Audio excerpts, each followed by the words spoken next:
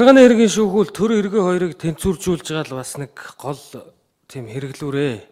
Тэгээ одоо энэ орж ирж байгаа томьёоллоор төрийн гадаад бодлоготой холбоотой улсын их хурлын шийдвэрийг хэрэгжүүлэх үйл ажиллагаа, улс төрийн албан тушаалтныг томилж чөлөөлөхтэй холбоотой шийдвэр, за мөн улсын их хурлаас тэр төрийн өмч хувьчлал, ашигт малтмал, байгалийн нөөцийн удирдлага зэрэг асуудлаар төрийн бодлогын үндсийг тодорхойлсонтой холбоотойгоор тэдгээрийг хэрэгжүүлж байгаа засгийн газрын шийдвэр үйл ажиллагааг захиргааны шүүхийн хяналтаас гаргаад бусад төрийн захиргааны төв орон нутгийн байгууллагуудын бүх шийдвэрүүд нь захиргааны шүүхийн хяналтанд үлдэх ёстой гэдэг ийм зарчмын байр суурь дээр байна.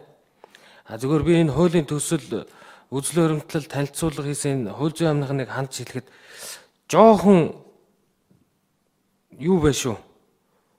Энэ үзэл баримтлалын төрөл бичсэн тийм яг юунд хүрэхээргүй, стандарт хүрэхээргүй.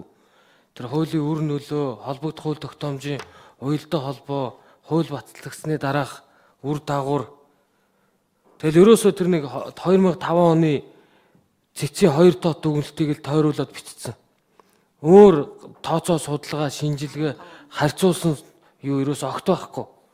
Тэгээд хуулийн үзэл баримтлал гингүүтээ хууль зүйн амныхан хуулийн үзэл баримтлалаа ардталт нь танилцуулга яг адилхан хуулаад бичсэн.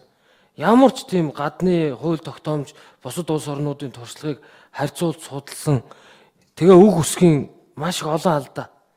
Энийг бас та нар ажилдаа ялангуяа шинэ дэд сайд сайн зэрэг сайд энэ дээр цаашдаа энэ анхаарч ажиллаарай.